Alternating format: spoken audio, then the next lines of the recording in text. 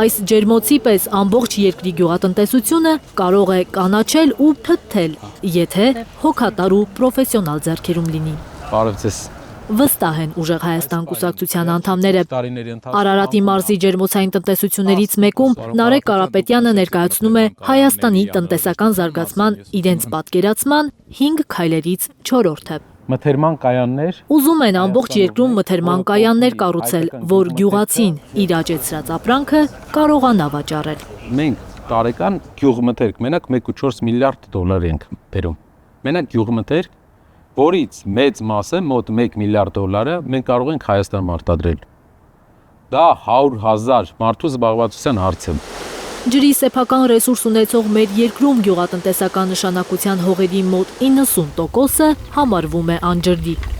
Եթե գյուղացուց որակյալ բերք ենք ակնկալում, պետք է ժամանակին ոռոգվեն այգիները, ասում է Կարապետյանը։ Հայաստանում շատ գյուղեր, շատ ցանկատարածություններ, այգիներ ունեն ջրի խնդիր։ Ոռոգման համակարգի խնդիր, չնայած որ Հայաստանը ջրառատ երկիր է, մենք 5 միլիարդ կուբամետր ջուր ունենք տարին, ու մեծ կորստով օգտագործում ենք։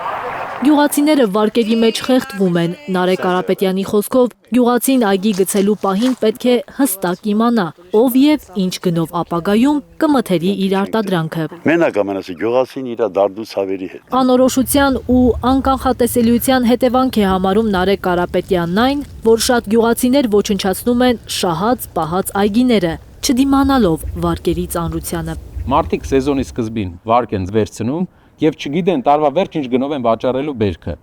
Բոլոր գյուղացիական տնտեսությունների հետ, մանավանդ Արարատյան դաշտում, մենք ում հետ հանդիպում ենք,